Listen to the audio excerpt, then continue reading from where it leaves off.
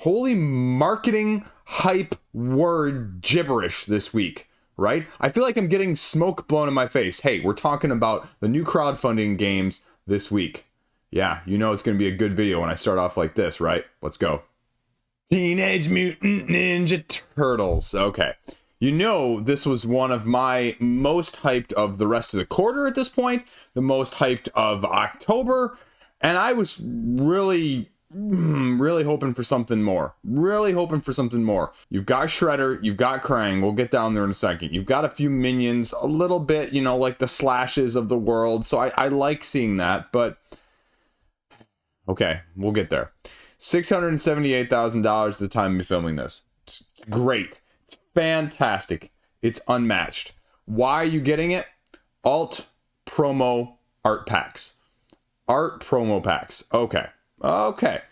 You know, at least with the other stuff we've seen from like Roxley, you get the little promo pack with Dice Throne. But unless I am absolutely wrong on this or something is going to change, these are not new cards. These are not gameplay cards. These are just alternative art cards. Every $25,000. So if you do the math here with me, at the time of me filming this is 27 cards. So what if you reach all of the cards along with this? Now you get the promo foil pack down here, but this is just like one card for each character. That's a promo. Okay. That's not hugely incentivizing for me. It gives you all of the usuals that you'd be expecting, but their minions are going along with that. And don't worry. Oh no, the minions, Chris, are only in chips or tokens in this case. Don't worry. You can upgrade those too later on. Okay. So it's there, right? Leatherhead, Rat King, Wingnut. I'd like seeing that. Slash, the new Baxter Stockman. Awesome. You can get a little extra with your henchmen or some allies as well. So again, I like that. And this is one of those games I was willing to give a pass on for not having full rules, but they do have it down here as a whole. The unique set rules, the core rules, and the adventure rules, how you're going to be either cooperating or how the villains are going to be working if you're not familiar with, the Unmatched adventures previously up there. One of my top 10 games of 2023. So I have no qualms about just this version of it right here until we start getting down here. And this is where I start to go, okay, great. Okay, you know what? Because how much is that pledge level? That's $80 right there. Plus this add-on of $20. And that's before you get to the miniatures for all of the same things. So you basically taken a $40 to $50 game at retail and you've made it somehow into $200. And that's my ultimate problem with this, right? Because if you go over Oracle here, right? Tales to Amaze, $42 game right now. So when you're looking at this Pizzarama right here, the promo pack, the promo cards, and some extra maybe miniatures right there, is that alone going to be over double the price of Tales to Amaze, or subsequently, I would assume almost the exact same process they're going to have that from retail and this to retail. Even if you want to say $50, this is going to cost you upwards probably of $10 to $15 at least for shipping, which is going to closer to put it the $100 mark as a whole. And again, that's before you get the really necessary add-on here, because I said it was $20 for being able to play as these. I love this. I wish this was included in the $80 pledge. Then I would have absolutely no problem probably doing this from that standpoint. But I truth be told, don't feel like this is good value. And if you're one of those other completionist miniature game person already, you can get it for $70 extra here in addition. Now, again, this is the other trouble I have, right? When I look at this, $110 value. It was like someone listing their Marvel Champions the other day on, I don't know if it was Reddit or Facebook or whatever it was, right? And they listed every single thing, what they were pricing it for, and wait for it, what the MSRP was. I gotta calm myself down now. I'm getting ramped up. The MSRP. I am not paying MSRP if I go to anywhere online to buy it from any big game shop. So when you list the Marvel Champions packs, all of them for $20, that is not the case. That makes it seem like your savings is more when it's not. And that's how I look at this $110 value. I can't necessarily see me paying $110 for this at retail. I am willing to forego an alt art promo pack, even if it has, 50 promo alt art, no gameplay. I'm a gameplay only person. And some foil promos. Again, if you were adding things there, sure, that'd be something, right? But that's it. That's it. That's it. No stretch goals. That's why I clicked down here, right? That's all you're getting. So that's what it's going to be. $10. So $90 total. So I was wrong. I apologize on that one. But I just look at that and I go, this is the language I was talking about too, right? This limited edition pack makes it even hotter in your deck. What does that mean? What does that mean? Makes it hotter. That is absolutely garbage marketing language. I'm sorry. It means zero. It means nothing. It means that your art on your deck is going to look slightly different. Does that affect me? No, it really doesn't. This better be the coolest art I've ever seen on a board game or, from the comics and Eastman and all of those things. Again, I will own this game, folks. There's no question mark that I will own this game. But I don't see a whole lot of incentive for me, as much as I want the neoprene mat, as much as I want the Shredder and Krang hero decks, which should be F-forking awesome. I'm not going to pay, $110 right now for those 2 extra decks, a bunch of promos that I don't want. I just can't. I just can't. I love this and I can't support this. So that's my dilemma. And that's where it's going to go. And I'm sure this is going to break 1 million. I'm sure this might even be at 1 million by the time you guys are viewing this. This could probably break 2 million. This is going to go amazeballs, between now and the rest of the 20 days. But, okay. Next one. Currently funding projects? Let's just push those aside because we just announced new Game Found Feasts. We'll talk about that this weekend. Game Found Feast announcements. Yay or may. Now, holding back my irritation, Valheim. No, sort of joking, sort of not joking here with Mood Publishing. And you're going to remember, Mood Publishing is the folks who bought us Deep Rock Galactic. And I remember that campaign, and there wasn't a whole lot of information on that campaign when it launched, and people were relatively satisfied with the IP video game port that they brought from Deep Rock Galactic because, it already had 2 campaigns and raised a lot of money on both of them. And so the fact that this is surpassing everything else this week, including the aforementioned Unmatched, well, is a little surprising, to be frank with you, but it's also 4,500 people for $950,000. That's an expensive pledge, you can tell right there. 35,000 people following it, though. Okay, why am I still slightly irritated? Well, because there are 3 preview videos on the page. There are 5 preview videos total, as in that's all the information that you're going to get on this game whatsoever, at least at the time of me filming this. Hopefully, even before you're watching this or after it gets live and, over the next, 19 days, we'll see more information. We'll see, I don't know, maybe a rule book. We'll see a little bit more on how the mechanisms work on the page. Truth be told, you don't even need that to sell a game anymore, so why even do it, essentially, is the preview version of things. And again, yes, I'm getting a little bit sarcastic, but you can see the all-in, which a lot of people are getting, is $250 here. Because this gives me vibes of a little bit of Elder Scrolls Light, if you will, with the hex-based exploration grid where you take your asymmetric-ish character and you equip them with random cards that give random dice for the allocation that you're going to need in order to do the things that you're going to be doing. And that's all the vague information that you're going to get on the page right there. Gather resources, craft, house, fight, forsaken, challenging, if you will. Actually, you know what? It gives me more of The Witcher, the old world vibes. That's what the one I was thinking of. So it gives me that because you can see, again, here are your weapons. Here are the dice that they're giving you. Here are some of the abilities you're going to be gathering. And you can have a cozy homestead where you can rest, check on the bees, and cook hearty meals. Enemies might be coming, though. Fight a bad guy at the end of things. Don't worry, you can get a solo mode, too. I thought no AI turns.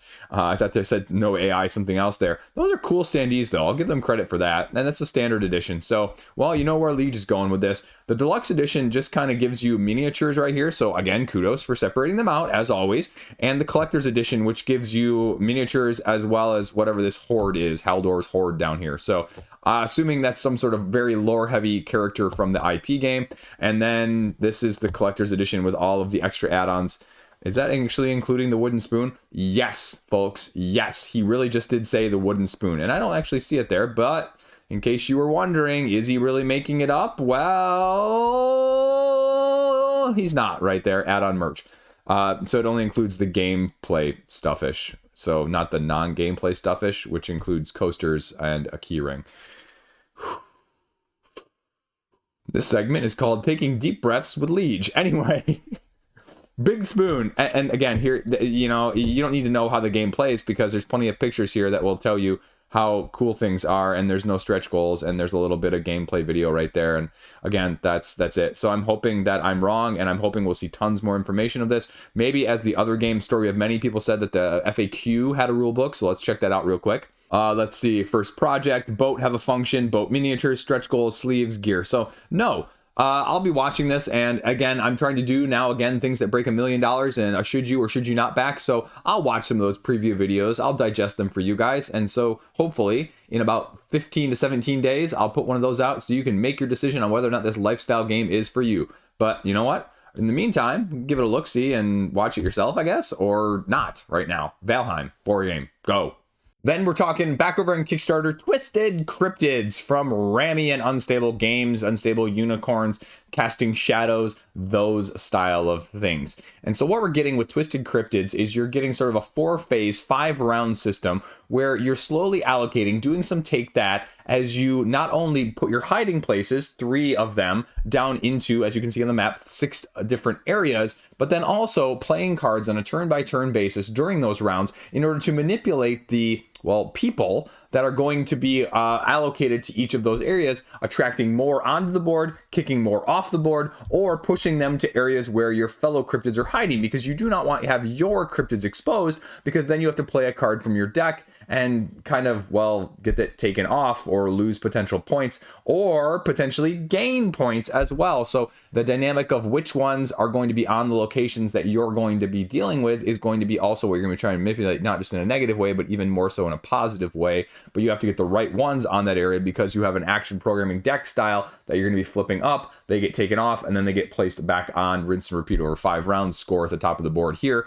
And that's the game in a nutshell. Now, they've said that they are not doing gameplay exclusives anymore with this, which is really refreshing. And I'm going to give them kudos here, right? I have banged on them in the past a little bit.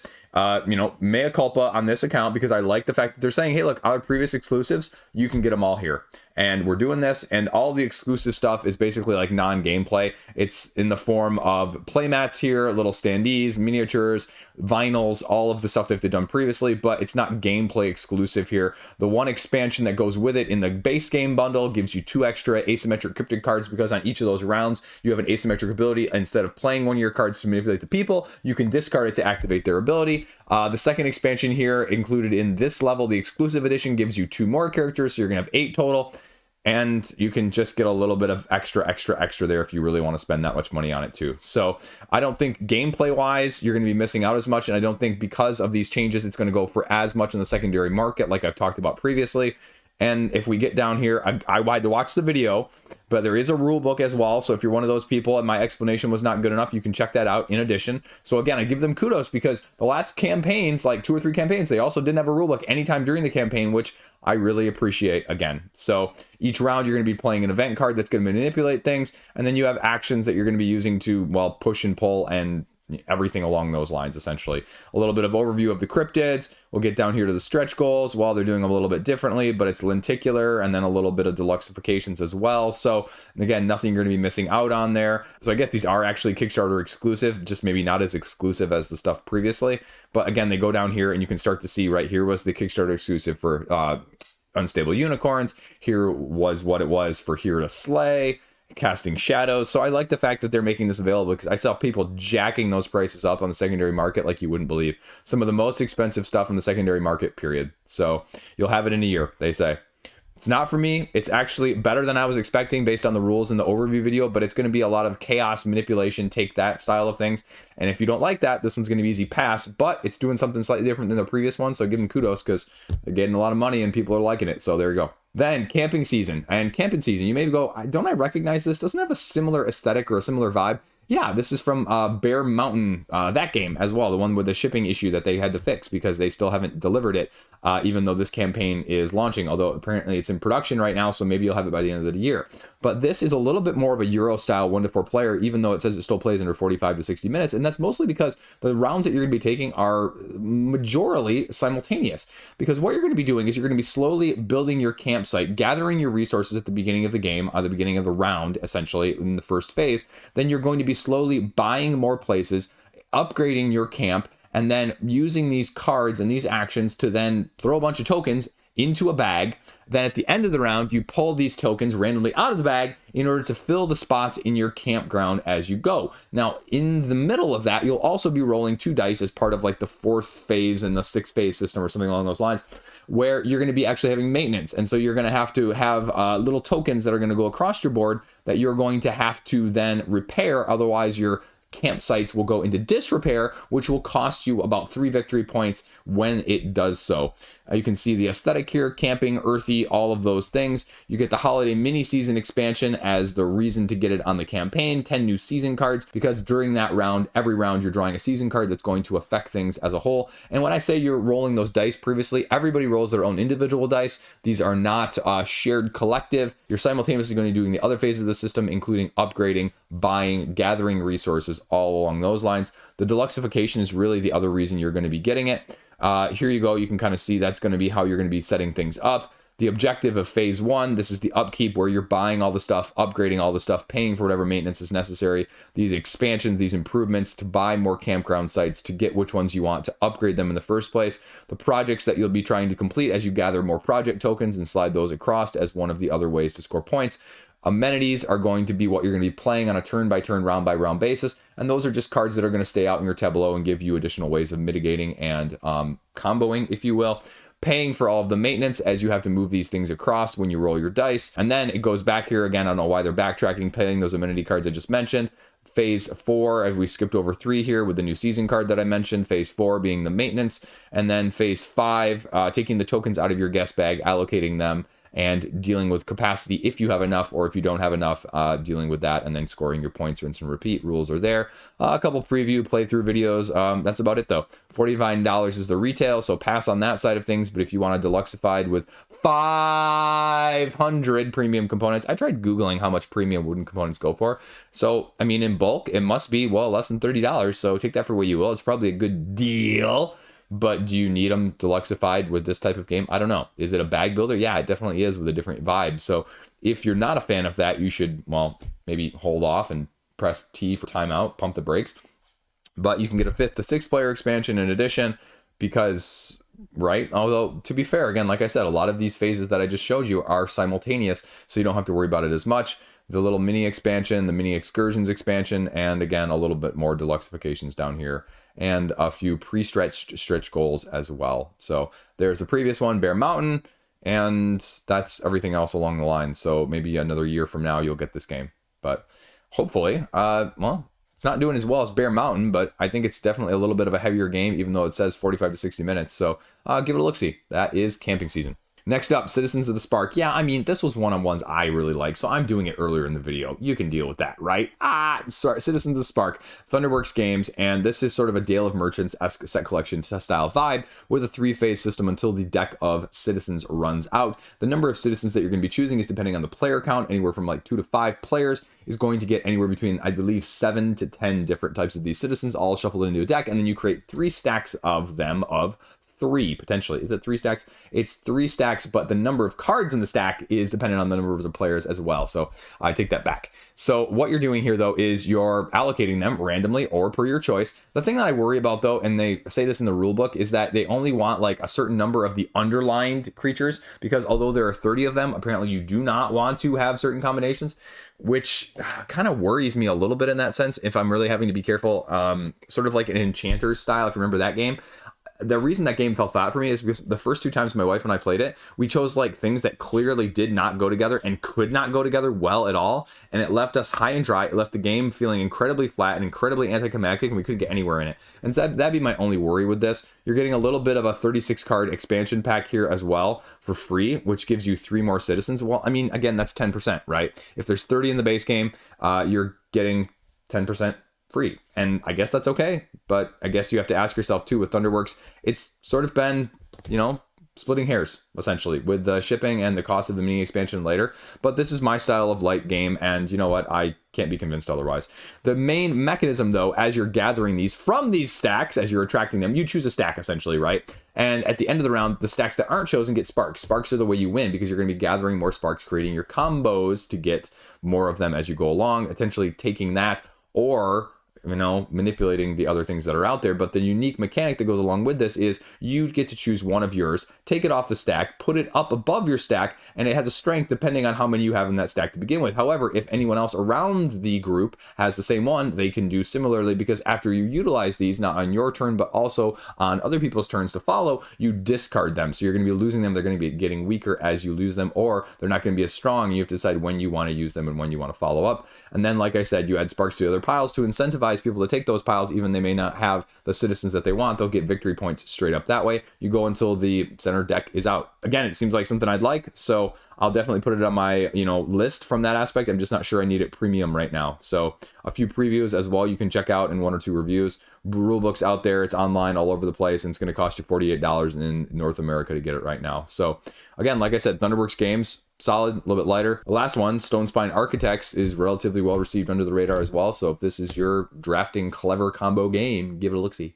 Now we're going back to GameFound. I'm just hopping back and forth today, folks. StarDriven Gateway, Rock Manor Games, and I had to apologize actually to them, because they had offered to send me the prototype to people to talk about it, and I'm just way behind on stuff, so I said I can't get further behind on things. So I might be covering this one actually by the time it delivers, but it's got $50,000 of its, well, $50,000 funding goal. This is sort of a heavier Starfighter, if you remember that one from Alley Cat Games. 30 minutes per player, 1 to 4. It has a solo, has competitive, and cooperative modes that you can do in a 10-based scenario setup that's going to be going until you trigger the end game, either by the specific scenario-driven aspects, or your ship blows up, somebody's ship blows up, or you place the required number of tile explorations that your character or person has, 9, 12, or 15, depending on the game length that you want to play.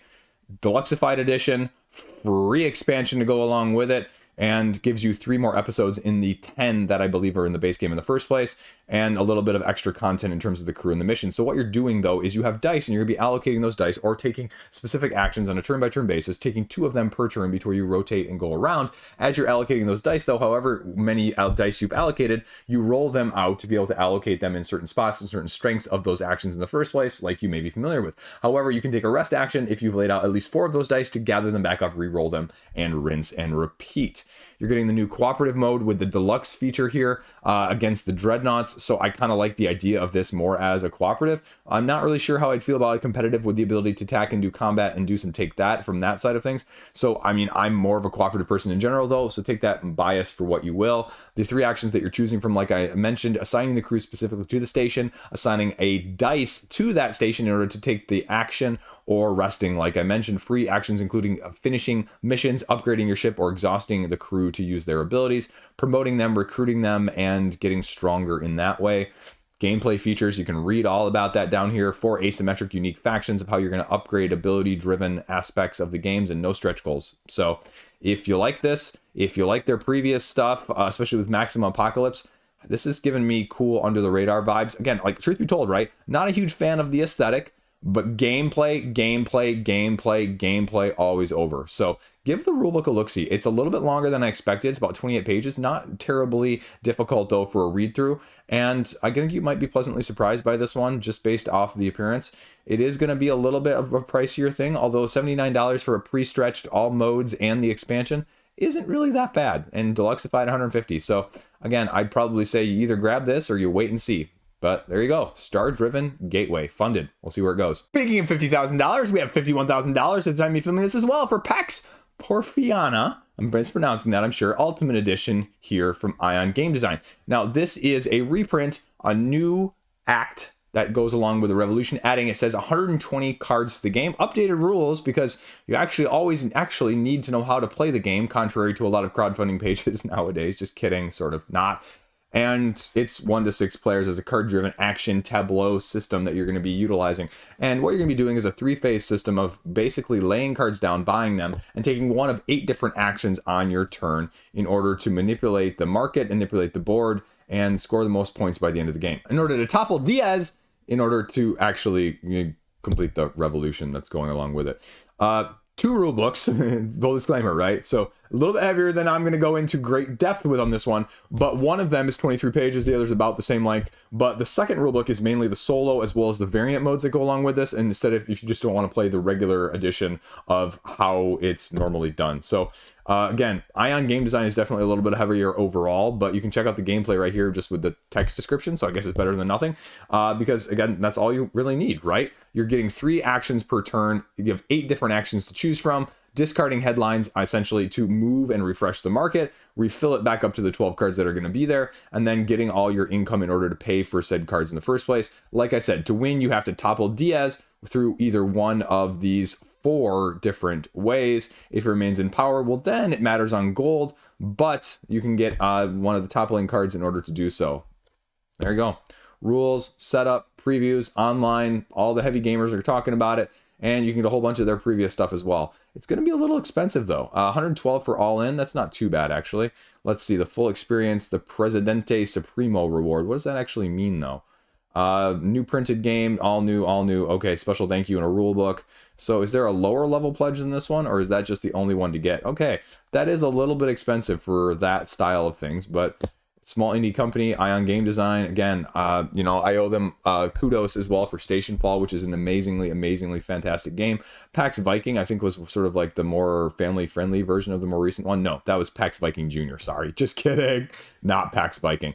So, right, there you go. PAX, I'm going to mispronounce it, the Ultimate Edition from Ion. Check it out. Then, surprising me, I didn't even know this was going live, but Ecologic, the ecosystem game from, well, Ecologic. $72,000 raised though, as a sort of card-driven tableau system from 1, they say, to 7 players. It's a little bit longer though, 90 to 120 minutes, because you're really getting a little bit of drafting variability there and playing as you're creating your ecosystem as a whole. And wow, lots of expansion content here in addition. So the all-in pledge is only going to be 73, but individual expansions are going to cost you, well, 66 before you even get the standard pledge. So I guess that's really good, and that's a huge discount there. Maybe that's why they funded. They had a ton of the early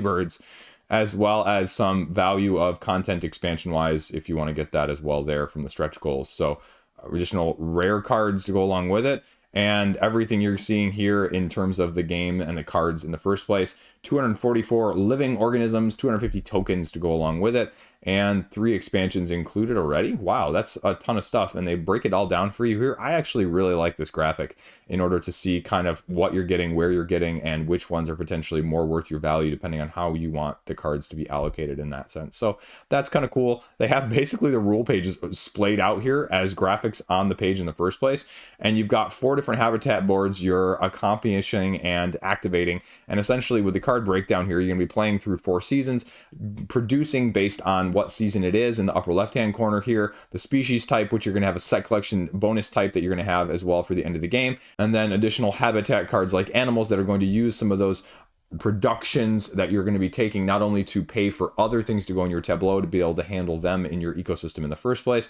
your biomass consuming cards, if you will, biomass producing cards and consuming cards, and tons of symbology. But I mean, again, at least it's mostly straightforward, so you don't have to worry about that much. And the game element with these 4 different areas of your player board that you're going to be allocating these cards to in the prep areas of the 4 of them, and then they run you through the 3 different phases of 4 of these rounds, and then this little circular diagram, which isn't terribly, well, it actually is better than the type of exchanges that you're going to be doing, because you can do different exchanges based on what system it is, And so you're going to be doing those exchanges, playing a card or exchanging it, passing, but if you pass, you're done, preparing 2 cards to then draft and pass to your opponents, and then rinse and repeat until you've either passed or you run out of cards for that season. So a little bit more complicated than it looks, though. Take that for what it is. And then they run you through, again, what the end game is going to look like in terms of the diversity and what your end game board production may look like here as well. So I'm going to leave it at that. It's a little bit heavier than I was actually expecting. But again, I told you this sort of vibe is all the rage nowadays, and it shows. So Ecologic doing something different. Give a look-see. Then Biohazard Raging Outbreak, sort of a non-cooperative, as one of the quotes says, version of Pandemic, where you're actually trying to control the spread of this pandemic-esque virus, whatever contagion you want to use to attack other people in an area control way, when you're taking one of 4 actions, when you have 4 actions total to take on a turn-by-turn basis, including buying cards, playing cards, building barriers, and developing a vaccine. If you can develop all 3 vaccines, you get 30 extra points, and you potentially can win the game after you score up the sum total of your area control objectives, as well as your secret hidden objectives as well, in, as it says here, more of an area control card collection style, because part of those cards that you're going to be buying with the resources that you're going to be gathering at the beginning of every round, as you draw 3 cards from either the market or the market deck, you're going to be utilizing those to take all of those other actions that I mentioned, including buying barriers to prevent the spread of the disease towards the areas that you're going to be going in, and keeping those actions that are going to be helpful for you to do everything else on the board in an upgraded style of things. So 5 stretch goals are unlocked right now, and apparently there's going to be an expansion, since they said there's an expansion not going to be available at retail. Standard, premium, and super deluxe. Okay, I don't need miniatures with this. Factions expansion box, I'm assuming just giving you more asymmetry as a whole, and then a little bit of deluxification there. So that's the game in a nutshell, right? You go until either the whole world is infected because you haven't put up enough barriers, or like I said, someone develops the vaccine, and then you score your points based on an area control style, objective style, and whoever has the most wins. So that's it. Rulebook is on there. It's really straightforward. I actually kind of like this down here. It may not be for you, but I give them kudos. Testing completed last year. They are launching the campaign. Start of production planned for November. You can have it before halfway through next year. And if that works, I mean, I give them kudos for having a good plan. And again, I give them a ton of kudos to make sure that you came to a crowdfunding page with a finished product, right? So many times people are not coming to it with, anything near completion. And that doesn't matter size. I see it more nowadays almost with the bigger companies that have a 1.5-year time frame rather than the smaller ones too. So there you go. $22,000. It deserves a little kudos there. So that's why we're talking about it. Now back to Kickstarter. Told you I was hopping around today. Circle the Wagons, second shot. Boom. $22,000 from Button Shy here. And this actually reminds me of one of my favorite kid games. It's, something chicken dance. I forget. It's Detestable Games, I think. But essentially what you're doing is you're building this grid-based tableau, sort of like you had in Fall of the Mountain King, where you're overlaying these cards after a drafting style after you place 3 of them in the middle with the objective scoring face up. All of the rest of them, as you can see in this picture, go up on the other side to create sort of the pattern matching, and you're going to be going around drafting. And if you either take the card that's next or you skip over it. But if you skip over it, the previous person gets that one for free. So you're going to be using that to overlay the card placement rules, as it says here, in order then to score largest groups that are going to be available to you. The newfangled mode, you can use both of these games randomized into 2 different decks to build one super big town, score once with the first set of objectives, and then keep building and score again with a different set of objectives and get all of your points to see who wins the game as a whole. So this one actually appeals to me a lot more than some of their other ones, because I'm not a big solo gamer, and this one looks like it would be really, kind of easy to get to the table as well. And again, like I said, my kids love this overlapping mechanism, and so I give it kudos there. Board Game Month Club of the Month. Anyway, so that's it. That's from Button Shy, and you can check it out, give it a look-see, and maybe get some of the back catalog too while you're at it. So 22 grand. There you go. Okay, we're going a little bit abstracty here with TacTile.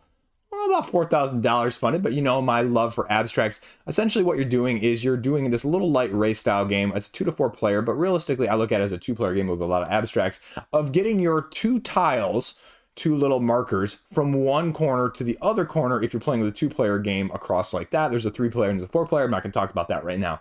What you're doing though is, as you take one of the several actions available to you, I believe it's something like 3 actions available to you on a turn, you're going to be either moving them gathering resources for the color that they're on, or buying one of these action cards, because then when you move later subsequently onto said color, you get to activate all of the color cards that are that color in order to get you further and score over there faster. You can push, you can pull, you can dynamically interact with the player of cross transmute if you really want to.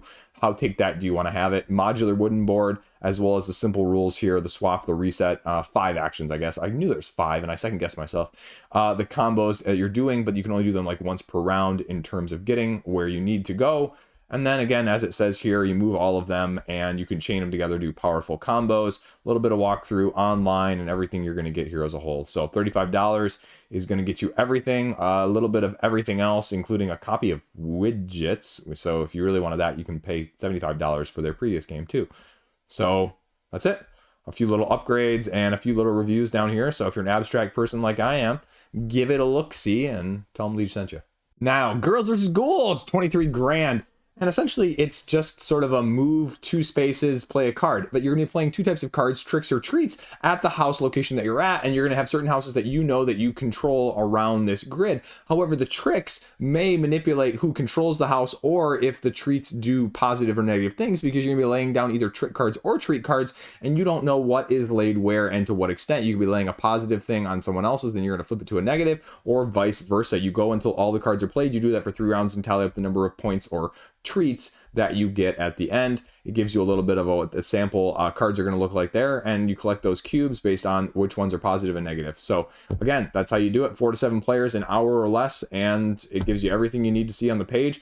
I believe they offer some standees to go along with it, and let's see what actually it's offering as well. I didn't actually look at this. So Neighborhood Watch, okay, First Expressions, Expansion Pack, gives you, well, unique asymmetric powers here, and earn points by deducing enemies, because some people are going to be trying to get negative and some people are going to be trying to keep treaters, well, saturated from a candy and sugar standpoint. So extra expansion rule book there, and a little bit of, well, backer stretch goals to give your own some, to give backers some, a little bit of stretch goals to give backers some input there as well. Standard edition 39, deluxe edition including acrylic standees, premium glossy accents, upgraded player tokens, and storage trays. So $39. It's gonna be an expensive retail side of things. Expansion pack is $10 though. So there you go. It's straightforward. It is what you get, and Holly House Games has got a good game on their hands right now with 23 grand raised, so check it out if you want to. Then Chivalry is Dead, sort of a Mario Kart-esque vibe, only take that with a dice-driven style of things. And what you're going to be doing is you're going to be having your asymmetric chariot factions, upgrading them with customizations that are going to be available to you at the beginning to either make it more speed, defensive, or attacking. Then you're going to be slowly flipping over almost an Aeon's End style turn order deck in order then to see who goes and how far you want to go, and speed checks when you're doing corner turns. I screwed that up in the first outtake.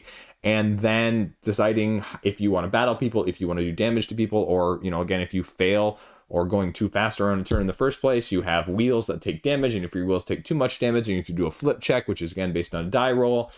And it's brutal, and you can do 1 or 2 laps, and the inner part, they say, is going to be a little less utilized on 1 lap, and it's going to be a lot faster on 2 laps, and you might be completely destroyed as well on the 1 lap, and you could easily have that happen.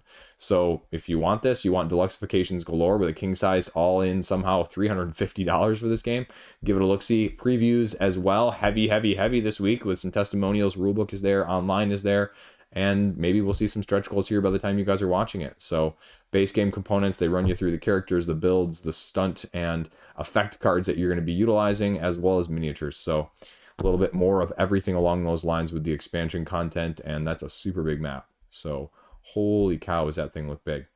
There you go, 20 some bucks for shipping, and it's going to be funded by the time you guys are watching this. So it's only $102 short at the time of me filming this. So there you go, Chivalry's Dead. Now, $72,000 for Quest Snakes, right? What are you getting? This medieval party game meets D&D and snake drafting, if you will, with wizards, warriors, and rogue-style card-driven quest aspects, obtaining card game, right? So what you're doing here is essentially drafting all of these cards from each other in the first phase of this game until you get 10 different snakes. And the tricky point here with this game is that these snakes that you're going to be drafting have a cooldown. They have a value of how strong they are, essentially, and a cooldown. And what you do on a simultaneous phase 2 situation after you've gotten your cards is that you play as many as you want, and then the people who get the most get the quest. But then this is how many turns before this is going to end up back in your hand to be able to use. And so you're going to have to choose which ones, when, and how you're going to be doing that as you build, bluff,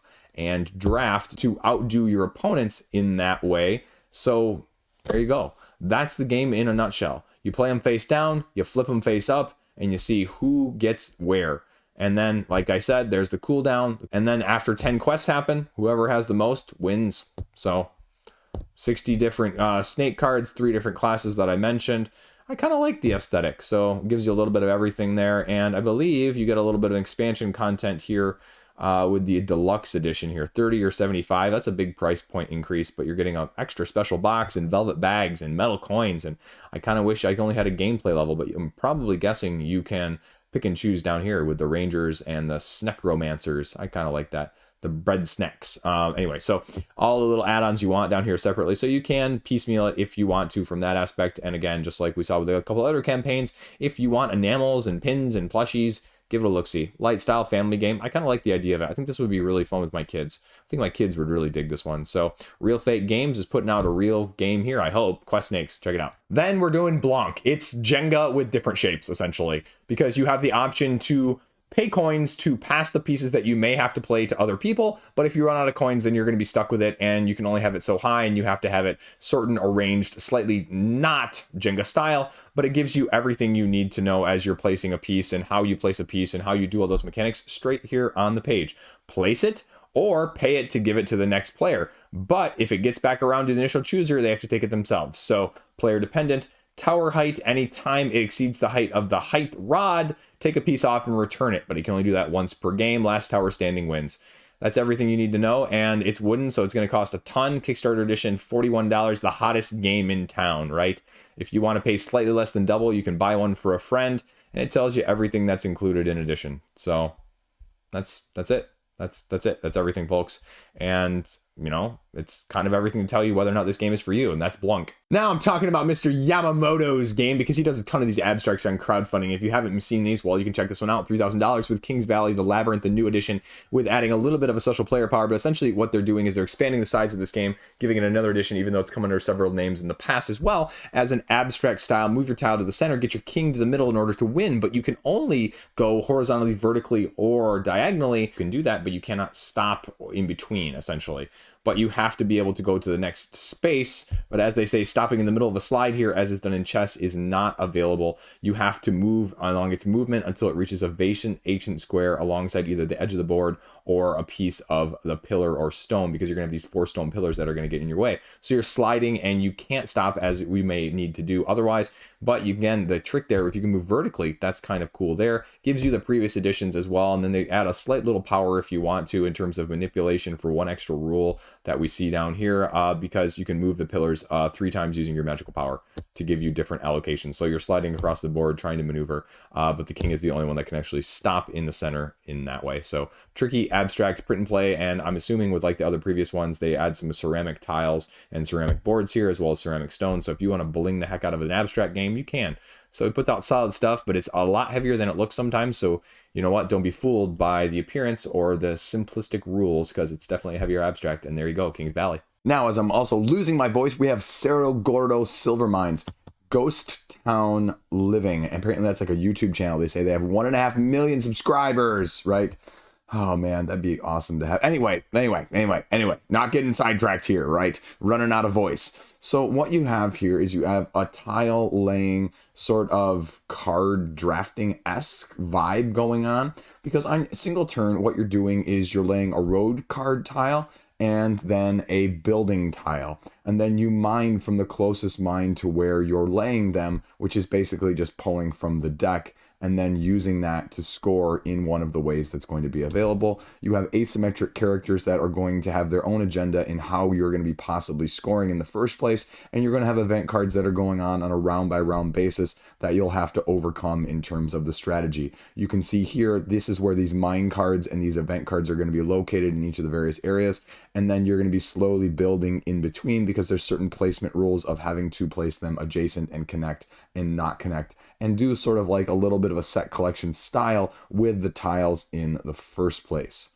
Deluxe limited edition here, metal stamped coins, coin bag, and silver foil stamped mine cards. Play a build, do some roading. Yeah, I went with roading there. Mine, silver, reveal, events, complete your town to get your asymmetric objectives, because you're going to have objectives that are given to you at the beginning of the game and ones that you can get along the way.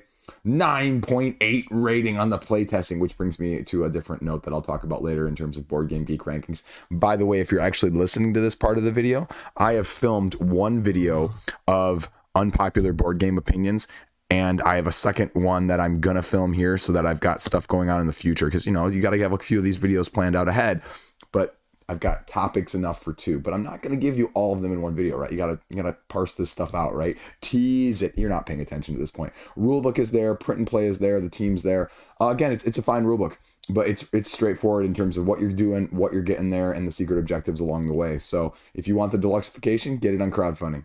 Next up, Staked, the next evolution of social deduction, $27,000. It's a little bit fancier werewolf. It is, truth be told, right? 6 to 10 players, and what you're going to be having is divided between hunters, vampires, and the vampire lord of your asymmetric, teams, if you will. So heads down, thumbs up sort of style of things, but you're just going to be doing sort of the voting out situation a little bit differently, as you're putting tiles down 2 different ways on each round by round basis. One of them is a feast. Next person who gets the most feast tokens next round, not next but you know what I'm saying there. Again, it's been a long day.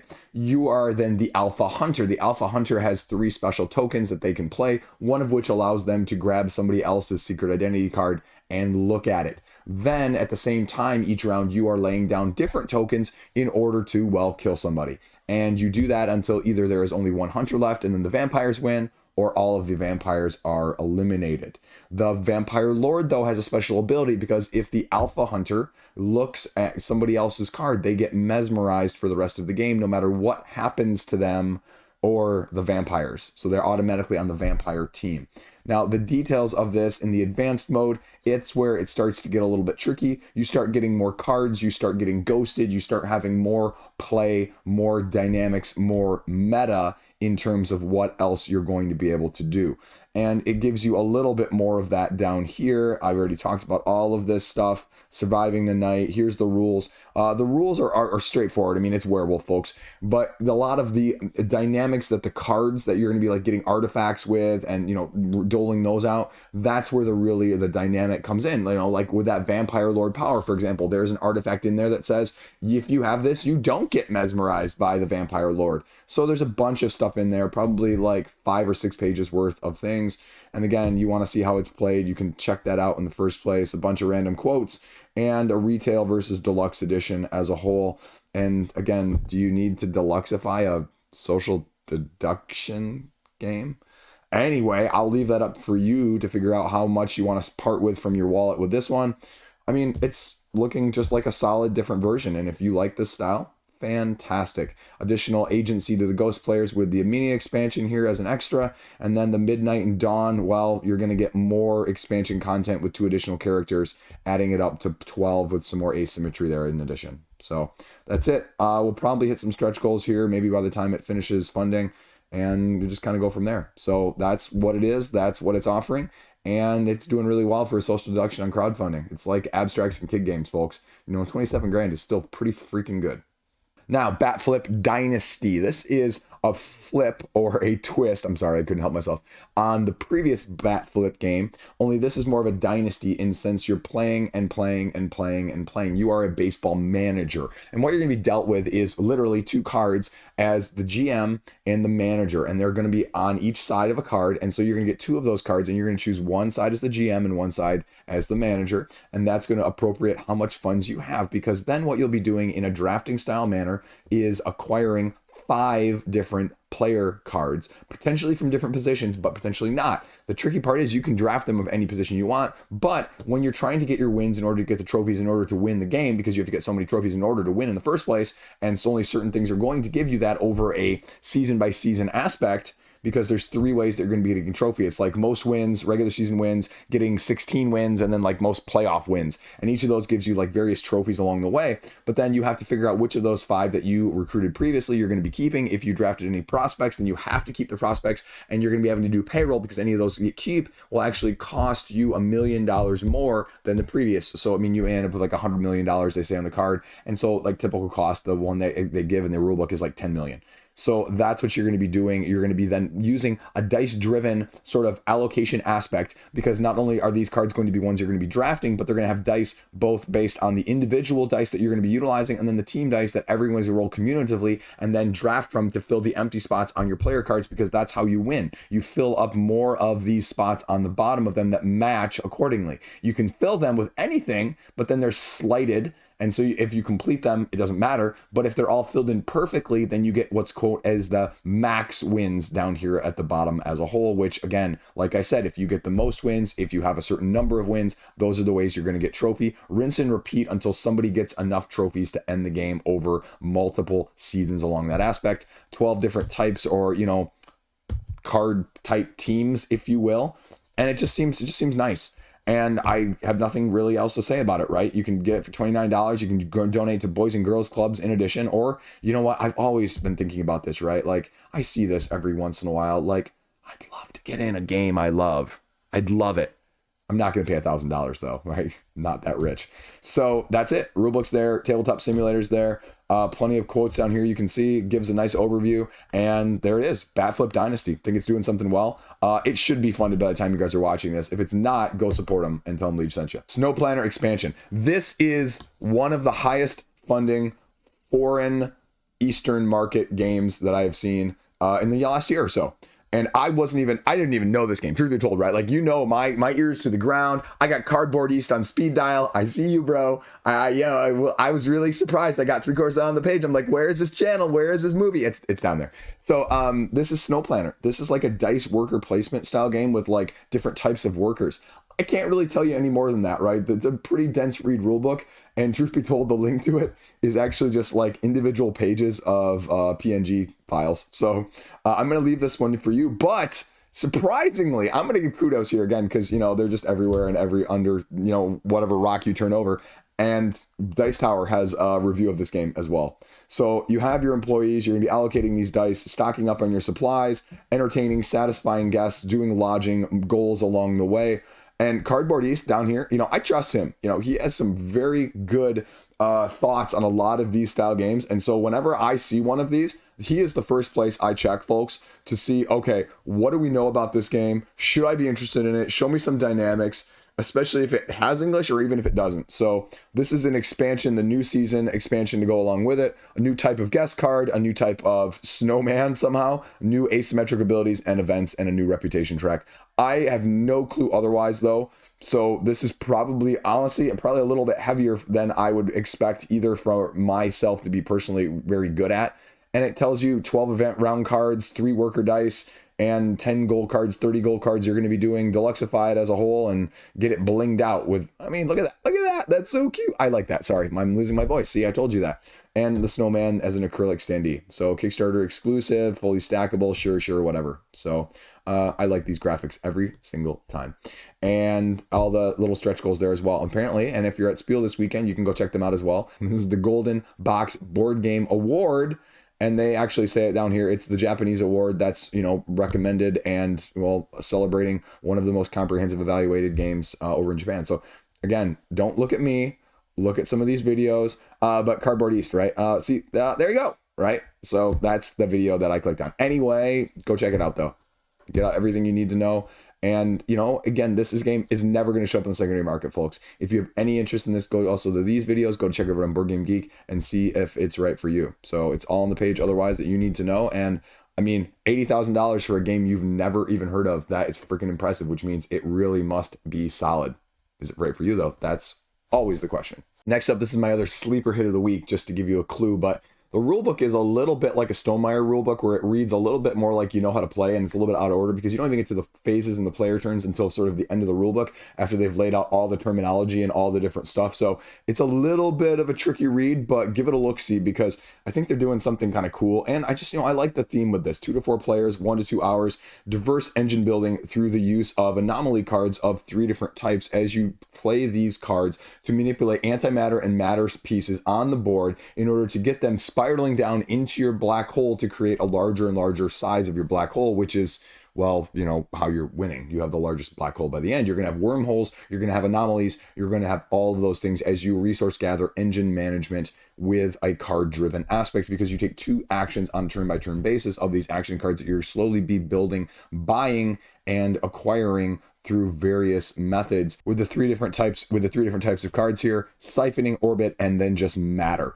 And so you're going to have matter, you're going to have antimatter. Matter can be added to the core black hole size. Antimatter can be added to the core size, but it can also be used to do the discovery track. The discovery track is going to be one of the main ways you're going to be acquiring more of these higher powered anomaly cards, as there is sort of a progression of them, because you have to have a certain prior level in order to get the next level. Wormholes are going to be available, and after every 2 rounds, you can manipulate where these wormholes are on your board in the first place in order to travel back and forth. You're slowly building and gaining more abilities, and most of these are passive rewards that you're synergizing as action cards that will stay out in order to keep track of how you're, well, building your engine in that way. So I think it's just looking kind of cool. You know what? I'm going to put this on my wish list, and we're going to see where it goes. $44 gets you a copy, including the stretch goals, and that's it. You get a little sleeve in addition.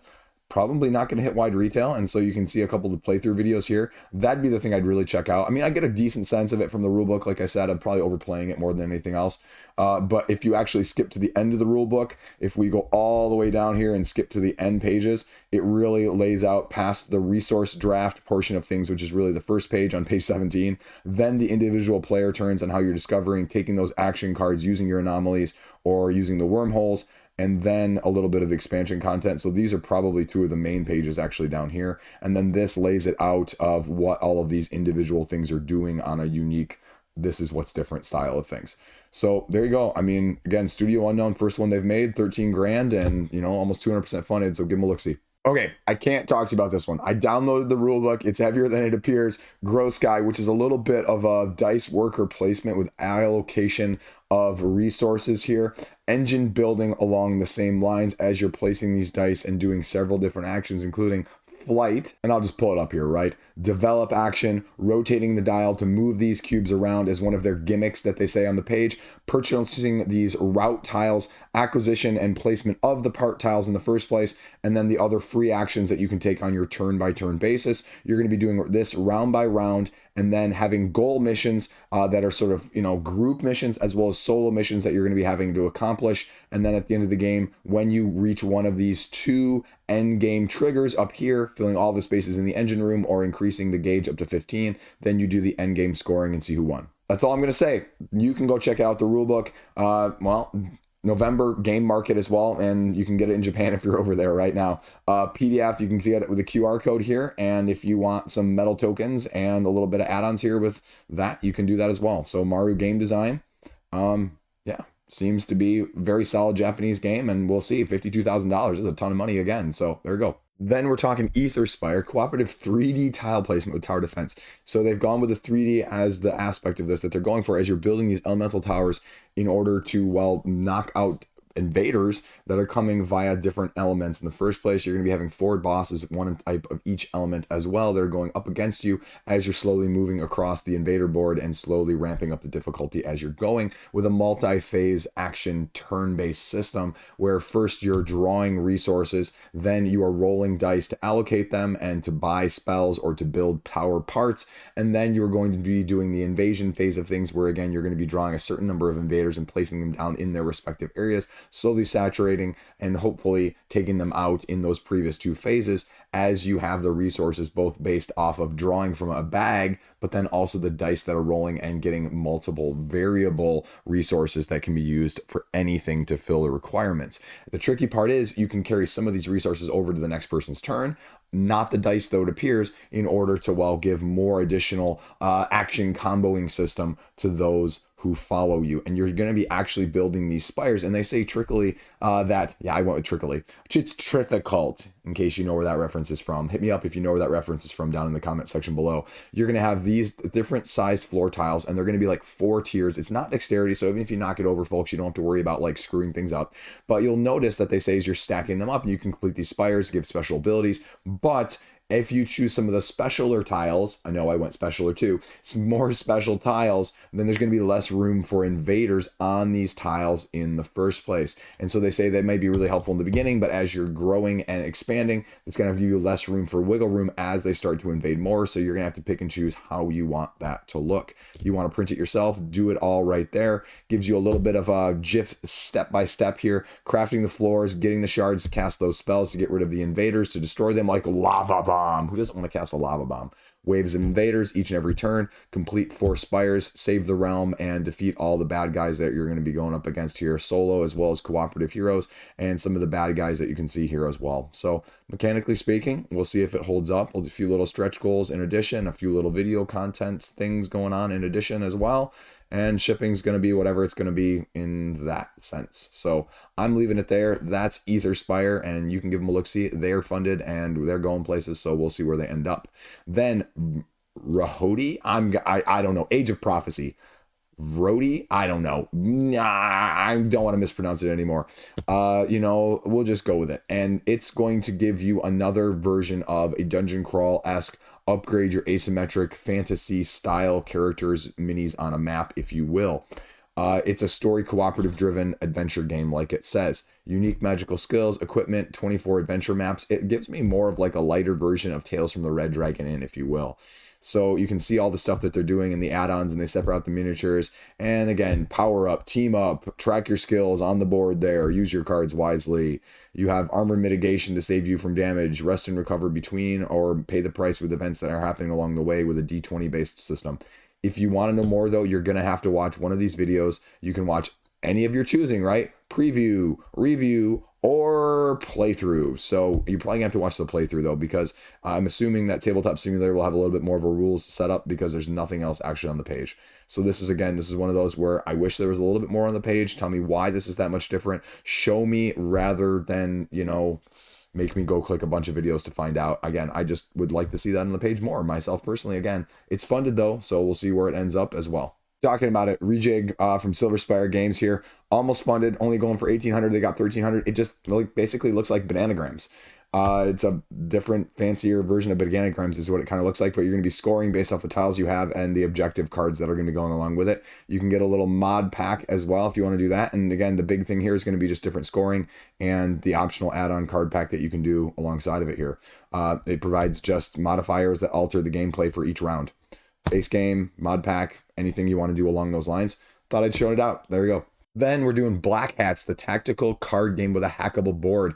And the hackable board, basically what you're having is sort of a Netrunner-esque actual like 3D vibe rather than a card-driven aspect, because you have these hexes that are going to be basically able to be manipulated of what state they're in, of the 5 different states that you're maybe used to if you are used to computer terminology and technology from that side of things, from a network aspect. And so you're going to be having these 4 runners on each side that are each going to have a card equipped to them that essentially is an upgrade card, and they're going to have costs, and you can only have so much cost total, and you're going to have a 20 card deck that you're going to be creating in the first place in order to manipulate on a turn-by-turn, round-by-round basis. And you're going to be moving these runners, manipulating them, moving across the board, trying to go over to the other side, hack the other person's servers, get their data, and acquire it and bring it back to your own side of things. Each of these can be done once per turn. You flip them over. Then once you're done, you pass, and you get to refresh all of your runners in the next round once your opponent has also then finished.